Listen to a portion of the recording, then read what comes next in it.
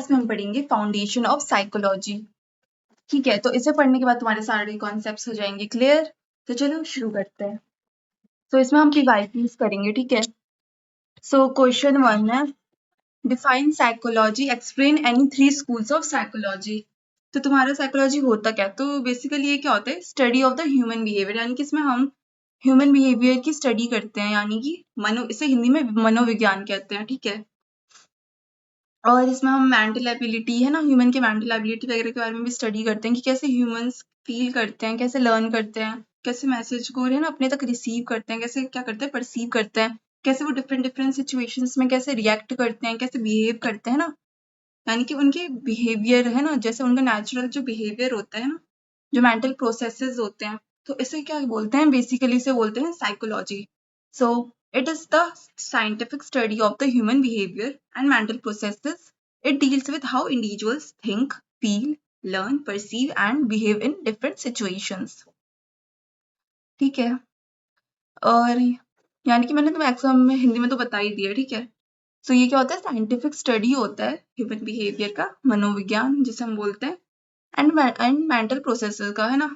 Mental processes यानी कि brain से रिलेटेड जो प्रोसेसेस होता है, जो ब्रेन की प्रोसेसिंग होती है ना, जैसे कैसे हमारा ब्रेन सोचता है, कैसे वो काम करता है, कैसे उसका पूरा मतलब काम होता है, नर्वस सिस्टम का जो पूरा काम होता है, तो इसकी स्टडी हम साइकोलॉजी में ही करते हैं। और इसे मुझे तो मैंने बता ही दिया है ना, कैसे इंडिविजुअल जो होता है ना, पर्सन होता है, वो सोचता है, कैसे फील करता है, कैसे लर्न करता है, कैसे परसीव करता है, कैसे बिहेव करता है अलग अलग सिचुएशंस में।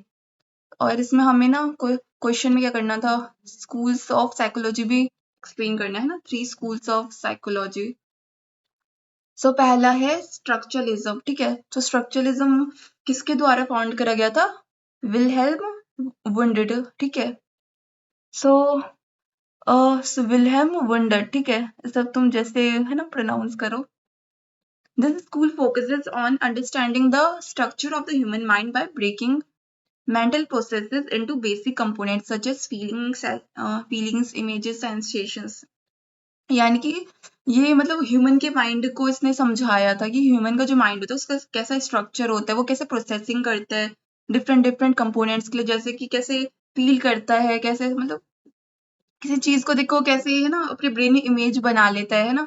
जैसे कि जो इमेजिनेशन वगैरह होता है वो भी काम कौन करता है, ब्रेन ही तो करता है ना, कौन करता है, ब्रेन करता है। और है ना सेंसेशंस वगैरह।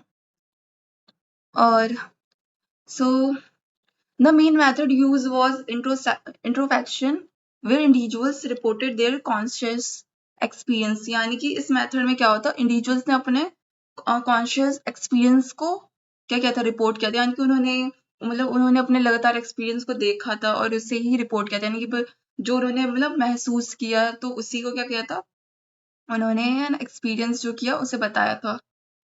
इसका लिमिटेशन क्या होता है, यानी कि डिसएडवांटेज क्या होता है, इसने अनकॉन्शियस बिहेवियर को या फिर प्रोसेसेस को क्या किया था, इग्नोर किया था, एंड ऑब्जर्वेबल बिहेवियर को, है ना, यानी कि जो बिहेवियर ऑब्जर्व करनी जानी चाहिए थी उस वाले बिहेवियर को भी इग्नोर कर दिया, और अनकॉन्शियसनेस को भी इग्नोर कर दिया, सिर्फ कॉन्शियसनेस बिहेवियर को ही यानी कि एक्सपीरियंस को ही उसने मतलब रिपोर्ट किया था, और अनकॉन्शियसनेस को या फिर अनकॉन्शियस है ना प्रोसेस को, बिहेवियर को इग्नोर कर दिया था। सो ये इसकी लिमिटेशन थी। एंड सेकंड स्ट्रक्चर क्या था, बिहेवियरिज्म। सो इट वाज है ना given by John B Watson.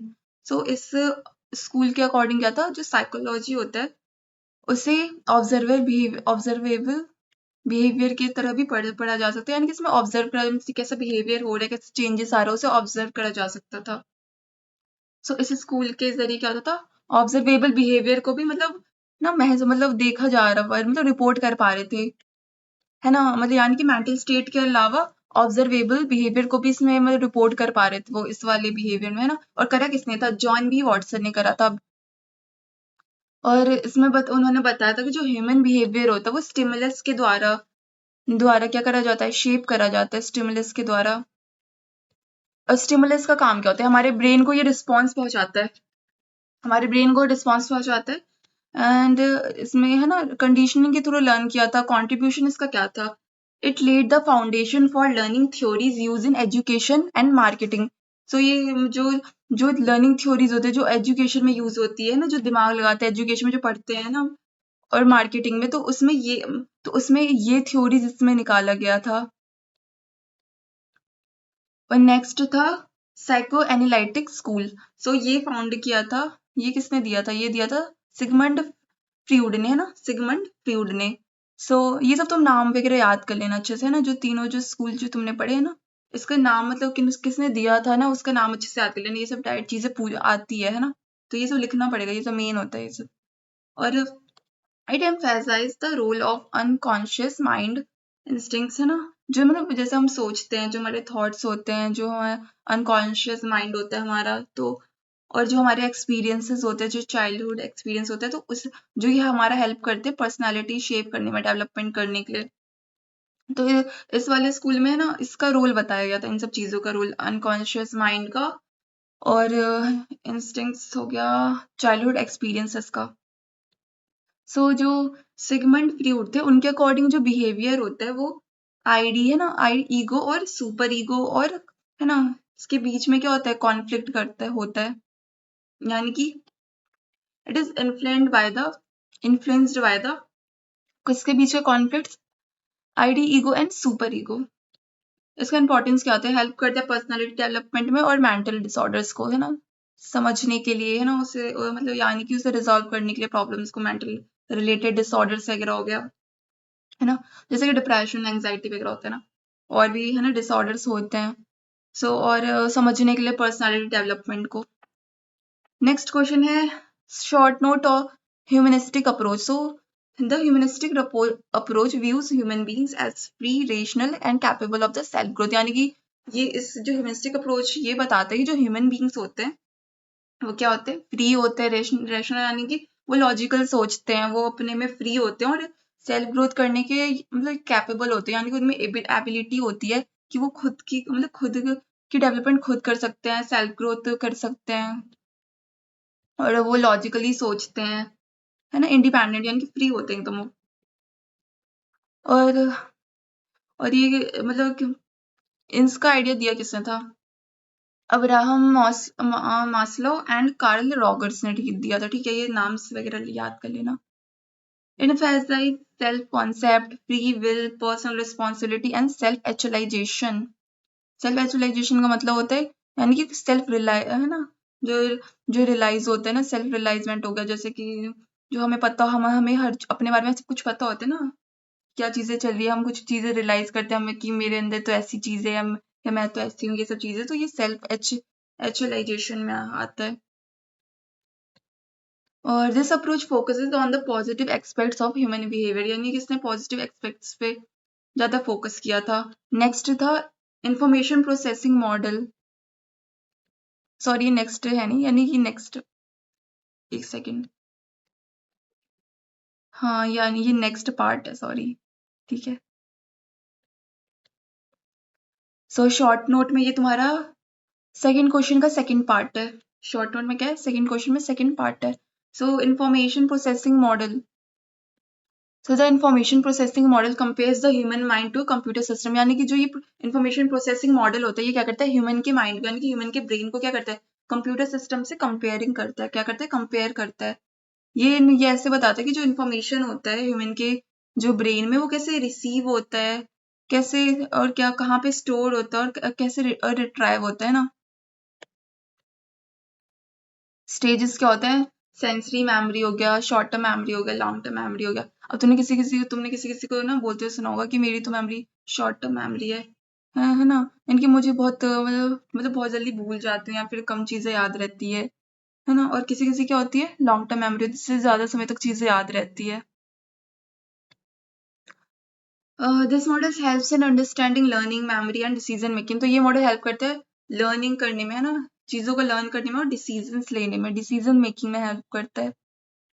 Next part है इसका क्लासिकल कंडीशनिंग। क्लासिकल कंडीशनिंग दिया किसने था, इवान इवान पैवलोव ने दिया था, किसने, इवान पैवलोव ने, सब नाम वगैरह याद कर लेना। सो इसमें लर्निंग को association between neutral stimulus and natural stimulus के थ्रू एक्सप्लेन किया गया था, ठीक है, कि मतलब किस association between neutral stimulus and natural stimulus. इसमें एग्जाम्पल है, लिख सकते हो तुम, जैसे कि ये मतलब डॉग पे एक्सपेरिमेंट करा था इवान पेवलोव ने।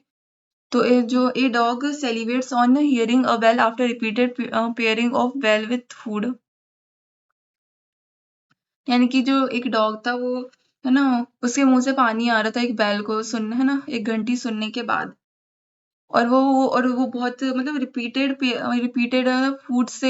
फूड से मतलब फूड के पास रख रहे थे उसे ना बेल को। तब वो बेल को सुनने के बाद सैली मतलब यानी कि उसके मुंह से पानी आ रहा था। तो ये एक्सपीरियंस था कि उसके ब्रेन को पता चल रहा है ना, साउंड सुनने के बाद। और फूड है ना, और फूड की है ना खुशबू वगैरह से उसे पता चल रहा है उसके ब्रेन को। तो एक हो गया ना नेचुरल स्टिमुलस। सो इस थ्योरी ने एक्सप्लेन किया था habit formation and emotional response को एक्सप्लेन किया था। नेक्स्ट क्वेश्चन है तुम्हारा, क्वेश्चन नंबर 3 है, with the help of relevant examples discuss the learning theory of operant conditioning and its application. यानी कि तुम्हें ऑपरेंट कंडीशनिंग को एक्सप्लेन करना है, उसके एप्लीकेशन को एक्सप्लेन करना है और एग्जांपल देना है। सो अब ये थ्योरी दिया किसने था? सो ऑपरेंट कंडीशनिंग की थ्योरी दिया था बीएफ स्कीनर ने। क्या दिया था? बीएफ स्कीनर ने दिया था, ठीक है। तो इनका नाम ये है, ठीक है, बीएफ स्कीनर है। तो इस थ्योरी के अकॉर्डिंग जो बिहेवियर होता है वो कॉन्सिक्वेंसेस के द्वारा इन्फ्लुएंस्ड होता है, ठीक है। सो इसमें रिइंफोर्समेंट होता है जो कि रिपीटिंग बिहेवियर की प्रोबेबिलिटी को इंक्रीज कर देता है। यानी कि जो हम चीजें बार बार करे जा रहे हैं ना, दोहरा रहे हैं, तो उसे इंक्रीज कर देता है उसके प्रोबेबिलिटी को, जो रिइंफोर्समेंट, ठीक है। सो इसके टाइप्स होते हैं पॉजिटिव रिइंफोर्समेंट, यानी कि rewarding desired behaviour. Desired behaviour इसमें है ना रिवॉर्डिंग मिल रहा है, यानी कि उसे कुछ मिल रहा है। नेगेटिव रिइंफोर्समेंट में रिमूविंग अनप्लेजेंट कंडीशन, यानी कि रिमूव करे अनप्लेजेंट कंडीशनिंग को, है ना, कंडीशंस को। Punishment reduce the undesirable behaviour. Example giving incentives to employees for better performance, यानी कि इंसेंटिव्स दिए जाते हैं एम्प्लॉयज को बेटर परफॉर्मेंस करने के लिए, यानी कि उन्हें कुछ रिवॉर्ड देंगे जिससे वो है ना खुश हो जाएंगे तो और अच्छा परफॉर्म करेंगे। और या तो फिर कस्टमर्स को डिस्काउंट दिया जा रहा था ताकि यानी कि मतलब दिया जा नहीं रहा था, सॉरी, दिए जा रहे हैं ना। तुम एग्जाम्पल में कुछ भी लिख सकते हो कि यानी कि किससे ना कोई चीज मतलब इंसान जो इंडिविजुअल है वो खुश हो जा रहा है ना। तो जैसे कि ना एम्प्लॉयज को क्या दे दिया, सैलरी वगैरह इंसेंटिव्स दे दिया तो बेटर परफॉर्मेंस के लिए, जिससे खुश होकर वो बेटर परफॉर्मेंस करे। या फिर कस्टमर को डिस्काउंट दे दिया तो सेल्स बढ़ रही है। इसका एप्लीकेशन एजुकेशन में, मार्केटिंग स्ट्रेटेजीज में कर सकते हैं, वर्क प्लेस बिहेवियर मॉडिफिकेशन में, ठीक है। Conclusion, operant conditioning plays important role in shaping consumer and employ behaviour. यानी कि अब एम्प्लॉय को कुछ यानी कि ना रिवॉर्ड्स वगैरह देते रहेंगे, या फिर कंज्यूमर को ना यानी कि डिस्काउंट वगैरह मिलता रहेगा तो ज्यादा सामान वगैरह खरीदेंगे तो उन्हीं का फायदा है ना, जो बेच रहे हैं तो उन्हीं का फायदा है। तो इसलिए ये सब है ना करा जाता था लोगों के माइंड को समझने के लिए कि मतलब वो बचत कर, मतलब यानी कि डिस्काउंट देने पे वो लोग ज्यादा खरीद रहे हैं। और एम्प्लॉय का बिहेवियर यानी कि उसे सैलरी वगैरह टाइम से मिल जाए ना, बहुत सारी फैसिलिटीज प्रोवाइड करें तो वो सही और अच्छा काम करे, और ओवरऑल जो उसकी परफॉर्मेंस है जो एम्प्लॉय की वो और अच्छी होती जा रही है। नेक्स्ट क्वेश्चन है, डिस्क्राइब करना है Gardner's theory of multiple intelligence and PASS model, pass model. So Gardner's theory of multiple intelligence. Howard Gardner proposed that intelligence is not a single general ability, but consists of multiple independent intelligence. यानी कि उन्होंने बताया था कि जो intelligence होती है वो कोई सिंगल एबिलिटी नहीं होती है ना, वो क्या होती है, मल्टीपल इंडिपेंडेंट इंटेलिजेंस से क्या होता है, बनता है। यानी कि मल्टीपल इंडिपेंडेंट इंटेलिजेंस से वो बनता है, वो सिंगल कोई जनरल एबिलिटी नहीं होती है। और he argued that individuals differ in their intelligence profile. यानी उन्होंने बताया तो जो डिफरेंट डिफरेंट इंडिविजुअल्स होते हैं, डिफरेंट डिफरेंट लोग होते हैं, पर्सन होते हैं, उनमें अलग अलग इंटेलिजेंस प्रोफाइल होता है सबका। यानी कि जैसे एग्जांपल हो गया कि सबका जो ब्रेन है ना, सबका IQ लेवल होता है, ब्रेन का है ना इंटेलिजेंस लेवल होता है, प्रोफाइल हो गया ना इंटेलिजेंस प्रोफाइल, वो अलग होता है। टाइप्स क्या होते हैं इसके, मल्टीपल इंटेलिजेंस के, लिंग्विस्टिक इंटेलिजेंस हो गया, ability to use language effectively in speaking and writing, यानी कि कोई बहुत अच्छे तरीके से ना बोल पा रहा है लैंग्वेज को यूज करके, और लैंग्वेज का अच्छा यूज कर रहा है वो बोलने में लिखने में, तो हो गया लिंग्विस्टिक इंटेलिजेंस।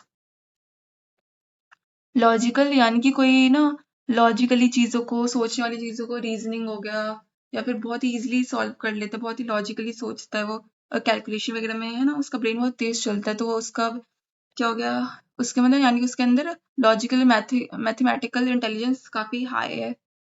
सो ये क्या होता है, एबिलिटी होता है टू सॉल्व द रीजनिंग हो गया है ना, कैलकुलेशन हो गया है ना, थिंकिंग एबिलिटी यानी कि लॉजिकली सोचना।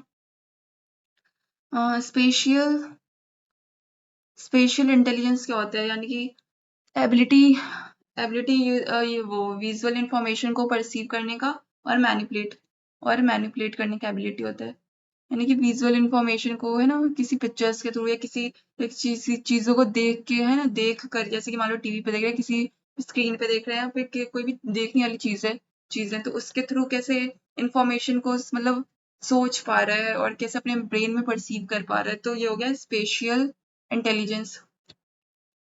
म्यूजिकल इंटेलिजेंस क्या हो गया, यानी फिर किसी गाने को सुन के, साउंड टोन है ना, रिदम म्यूजिक को सुन के, तो कैसे मतलब कोई जो इंडिविजुअल है, पर्सन है, वो कैसे फील कर रहा है, तो है ना उसके अंदर का सेंसिटिविटी जो है ना, तो हो गया म्यूजिकल इंटेलिजेंस हो गया। बॉडीली काइनेस्थेटिक इंटेलिजेंस क्या हो गया, ability to use body movements skilfully, यानी बॉडी मूवमेंट्स को यूज करने की जो एबिलिटी है ना, तो ये हो गया bodily kinesthetic intelligence. Interpersonal intelligence क्या हो गया, ability to understand and interact with others, यानी कि कोई जो इंडिविजुअल है वो कैसे समझ रहा है चीज़ों को, कैसे इंटरेक्ट कर रहा है किसी के साथ, कैसे डिस्कस कर रहा है किसी दूसरे इंडिविजुअल से, जो एक इंडिविजुअल है ना, एक इंसान दूसरे इंसान से कैसे बातचीत कर रहा है और कैसे उसकी बातों को समझ रहा है, परसीव कर रहा है और फिर रिप्लाई कर रहा है ना, इंट्रैक्शन इंट्रैक्शन वगैरह हो गया जो, तो आ जाता है इंटरपर्सनल इंटेलिजेंस में। ठीक है, और इंट्रापर्सनल इंटेलिजेंस, और सॉरी, और जो मैंने बताया था ये इंटरपर्सनल था और ये है इंट्रापर्सनल। सो इंट्रापर्सनल इंटेलिजेंस का मतलब क्या होता है, self awareness and understanding one's own emotions. तो इंटरपर्सनल हो गया कि यानी कि दो इंसानों के बीच का इंटरेक्शन और उनकी एक मतलब एक दूसरे की बात समझ पा रहे हैं, तो हो गया इंटरपर्सनल। और इंट्रा हो गया यानी कि खुद के इमोशंस को समझ पा रहा है, खुद के बारे में जान पा रहा है, उसे खुद का अवेयरनेस, यानी कि उसे सेल्फ अवेयरनेस है, तो खुद के ओन इमोशन को समझना है ना, वंस ओन इमोशंस अंडरस्टैंड करना, तो ये हो गया इंट्रा पर्सनल है। और नेचुरलिस्टिक इंटेलिजेंस क्या हो गया, यानी कि रिकॉग्नाइज कर पा रहा है और एलिमेंट्स ऑफ नेचर को रिकॉग्नाइज कर पा रहा है और क्लासीफाई कर रहा है। ठीक है, इसका सिग्निफिकेंस इंपॉर्टेंस क्या होता है, ये जो थ्योरी होता है वो हाईलाइट करता है इंडिविजुअल के डिफरेंसेस को, है ना, क्योंकि जो सारे इंडिविजुअल होते हैं, सारे लोग होते हैं, वो क्या करते हैं, सबका जो सोचने का तरीका होता है ना वो डिफरेंट होता है, तो इसलिए इसलिए ये हेल्प करता है इंडिविजुअल के डिफरेंसेस को एजुकेशन में, ट्रेनिंग में एंड मार्केटिंग प्रैक्टिसेस में। पास मॉडल ऑफ इंटेलिजेंस क्या था, PASS मॉडल, से डेवलप किया था दास नेग्लिडी ने एंड कीरबाई ने, है ना, या कीरबी बोले से। सो अब ये पास का क्या है, फुल फॉर्म क्या है, प्लानिंग प्लानिंग अटेंशन और सिमुल्टेनियस प्रोसेसिंग, सक्सेसिव प्रोसेसिंग। तो इसे चलो समझते हैं। प्लानिंग क्या होता है, किसी चीज को प्लान करना और मॉनिटर करना, फिर उसे प्लान को एग्जीक्यूट करना, तो ये हो गया प्लानिंग, यानी कि ability to plan, monitor and regulate behaviour, यानी कि बिहेवियर को रेगुलेट करना, प्लान करना, मॉनिटर करना। Attention, ability to focus selectively on relevant information, यानी कि किसी इन्फॉर्मेशन पे मतलब किसी इंडिविजुअल का मेन फोकस है और वो उसके बारे में सोच रहा है, तो यानी कि वो उस टॉपिक पे, उस रेलेवेंट इन्फॉर्मेशन पे क्या दे रहा है, अटेंशन दे रहा है। सिमल्टेनियस प्रोसेसिंग, यानी कि सिमल्टेनियस प्रोसेसिंग यानी क्या होता है, integrating information into coherent patterns, and coherent patterns में इंटीग्रेट करना इन्फॉर्मेशन को, यानी कन्वर्ट करना। सक्सेसिव प्रोसेसिंग क्या होता है, यानी कि इन्फॉर्मेशन को सीक्वेंस ऑर्डर में, है ना, सिक्वेंटियल सीक्वेंस यानी कि ऑर्डर में क्या करना, प्रोसेस करना, यानी कि इंफॉर्मेशन को सीक्वेंस वाइज प्रोसेस करना, तो ये हो गया सक्सेसिव प्रोसेसिंग। इसका इंपॉर्टेंस क्या होता है, क्या सिग्निफिकेंस होता है, जो ये मॉडल होता है वो एक्सप्लेन करता है इंटेलिजेंस को as a set of cognitive processes rather than a single ability. यानी कि जो इंटेलिजेंस होता है वो एक सिंगल एबिलिटी नहीं होता, एक सिंगल जनरल एबिलिटी नहीं होता, ये क्या होता है, ए सेट ऑफ कॉग्निटिव प्रोसेसेस होते हैं, यानी कि मल्टीपल इसमें एबिलिटीज फंक्शनिंग चलती रहती है और ये सेट ऑफ कॉग्निटिव प्रोसेसिंग होता है या फिर प्रोसेस होता है। नेक्स्ट क्वेश्चन है, critically evaluate the psychoanalytic theory of personality. ये तो मैंने पहले बता दिया था ना, सिगमंड फ्रॉइड ने दिया था इस थ्योरी, यानी कि पर्सनैलिटी को क्या इसमें अनकॉन्शियस मोटिव्स पे, चाइल्डहुड एक्सपीरियंस पे पर्सनैलिटी डेवलप होती है, शेप होती है, तो ये उन्होंने दिया था, फ्रॉइड ने दिया था। इसमें क्या होता है, स्ट्रक्चर ऑफ पर्सनैलिटी में कैसी होती है, आईडी हो गया, यानी इंस्टिंक्चुअल ड्राइव्स हो गया, ईगो रैशनल मेडिएटर होता है, सुपर ईगो मोरल कॉन्साइंस हो गया। क्या फायदा होता है, क्या मेरिट्स, इसका हाईलाइट करता है अनकॉन्शियस माइंड को कि इम्पोर्टेंट, यानी कि अनकॉन्शियस जो माइंड होता है उसका इम्पोर्टेंस को हाईलाइट करता है और उसकी इम्पोर्टेंस को बताता है, एक्सप्लेन करता है चाइल्डहुड एक्सपीरियंस के रोल को, यानी कि लोग हम तो डिफरेंट डिफरेंट जो चाइल्ड उनका अलग अलग चाइल्डहुड एक्सपीरियंस होता है, उन्होंने कुछ अलग अलग चीजें सही होती है देखी होती है, सबका अलग अलग एक्सपीरियंस होता है, तो उसके रोल को एक्सप्लेन करता है, अनकॉन्शियस माइंड को एक्सप्लेन करता है, और साइकोलॉजी में भी यूज होता है ना, क्लिनिकल साइकोलॉजी में यूज होता है। नेक्स्ट इसके डिसएडवांटेज है लैक ऑफ साइंटिफिक वैलिडेशन, यानी कि इसमें ना साइंटिफिक वैलिडेशन की कमी होती है। ओवर एम्फेसिस ऑन सेक्सुअलिटी, क्या होती है, over emphasis on the sexuality based on case studies not experiments, यानी कि केस स्टडीज में ये बेस होता है, क्योंकि सबका डिफरेंट डिफरेंट सिचुएशंस होता है, प्रॉब्लम्स होता है, तो उसके तो केस स्टडीज पे बेस होता है, एक्सपेरिमेंट्स वगैरह इसमें नहीं करते। Despite criticism, Freud theory remain influential in understanding personality dynamics, यानी पर्सनालिटी की कॉम्प्लेक्सिटी को, डायनामिक्स को समझने के लिए फ्रूड ने ये यानी ये थ्योरी दी थी क्रिटिसिज्म के बाद भी। नेक्स्ट क्वेश्चन है, explain in detail the levels of processing model of memory, discuss various strategies for improving memory, यानी कि तुम कैसे अपनी मेमोरी को, जैसे कई लोगों को शिकायत होती है कि मेरी मेमोरी तेज नहीं है, मेरी शॉर्ट टर्म मेमोरी है, मैं चीजें जल्दी भूल जाता हूँ या फिर सामान वगैरह रख के भूल जाता हूँ, ये सब चीजें सब में रहती है, लोग लर्न करो चीजें तुरंत भूल जाते हैं, फिर कुछ भी सामान वगैरह कुछ भी चीजें भूल जाते हैं, यानी कि उन्हें बहुत कम समय तक चीजें याद रहती हैं। तो अपनी मेमोरी को कैसे इंप्रूव करें, तो इसके लिए स्ट्रेटेजीज हम पढ़ेंगे, और पढ़ेंगे कि क्या इसका मॉडल क्या होता है, प्रोसेसिंग मॉडल क्या होता है मेमोरी का। तो इसका प्रोसेसिंग मॉडल किसने दिया था, it was proposed given by the crack and Lockhart ने दिया था, इसका नाम वगैरह याद कर लेना अच्छे से। तो मैं तुम्हें ना सारे नोट्स ना प्रोवाइड करूंगी, कहाँ पे करूंगी, डिस्क्रिप्शन बॉक्स में तुम जाओगे या फिर कमेंट सेक्शन में जाओगे, तो वहाँ पे पिन कमेंट में देखोगे ना, तो तुम्हें ये नोट्स मिल सकता है, तुम इसे खरीद सकते हो चाहो तो, और अगर तुम नहीं चाहते तो तुम वीडियो को पॉज करके भी देख सकते हो, है ना, लर्न कर सकते हो, इसे सब कुछ अच्छे से लर्न कर लेना, तो सब कुछ याद हो जाएगा, ये बेसिक बस लर्न करने वाली चीज है इसमें, और बाकी रीड कर करके समझोगे, 4-5 बार लर्न करोगे तो तुम्हें सब कुछ समझ में आ जाएगा, ठीक है, कहीं कोई प्रॉब्लम नहीं होगी, तो तुम इसे अच्छे से लर्न करना, और लिख लिख के भी देखना, या फिर अपने को ना रफ कॉपी में फ्लो चार्ट्स वगैरह बना के प्रैक्टिस कर सकते हो, कौन सा मॉडल किसने दिया था ये सब प्रैक्टिस कर लेना, और क्या क्या उसमें क्या क्या चीजें होती हैं, मेन चीजें होती हैं, वो सब देख लेना, ठीक है, और आंसर में भी तुम अपना फ्लो चार्ट वगैरह बना सकते हो, और ये एक्सप्लेन कर सकते हो पूरा, इसी तरीके से सेम तरीके से एक्सप्लेन कर सकते हो जैसे इस पीडीएफ में करा गया है, ठीक है।